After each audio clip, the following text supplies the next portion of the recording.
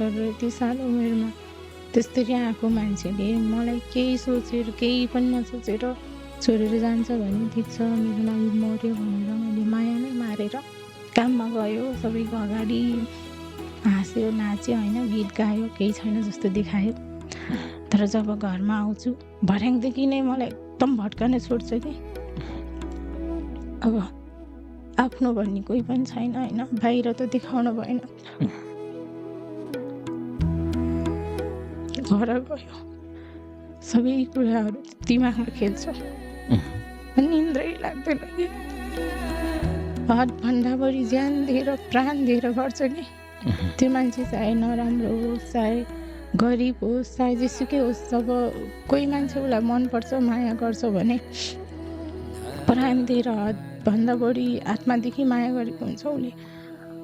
केटी लिएर गएको थाहा पाएर पनि मैले के अरे आउनु मान्छेबाट गल्ती हुन्छ, बच्चा छ, बच्चाको लागि भयो भने यस्तो नगर्नु, मेरो कोही पनि छैन भन्दाखेरि उसले कन्ट्याक्ट बिन भएर मोबाइल स्विच अफ गरेर इन्डियातिर भागेको छ होइन। त्यो उरुसको दबाई हुन्छ नि, त्यो उरुसको दबाई खाएर त्यो भमिट गरेछु कि हस्पिटलमा पुगेछु।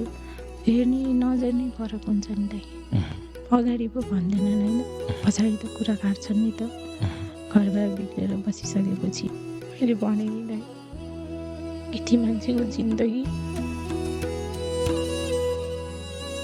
श्रीमान राम्रो पऱ्यो भने श्रीमानको हातमा हुन्छ, नराम्रो पऱ्यो भने चाहिँ नर्क नै हो। एउटा केटी मान्छेले बिहे भएर छुटिसकेपछि उसको जिन्दगीमा त दाग लाग्यो, यो त बिहे भएर छुट्यो अरे। जस्तो सुकै सङ्घर्ष गर्न पर्यो, जस्तो सुकै परिस्थिति आओस्, मान्छे बाँच्नुपर्छ। जतिसुकै दुःख होस्, जस्तो सुकै जे परोस्, म बाँच्छु, म गर्छु, म लड्छु यो समाजसँग। जतिचोटि गिराउँछ म उठेर फेरि लड्छु, जतिचोटि जिन्दगीले लडाउँछ मलाई म फेरि उठ्छु।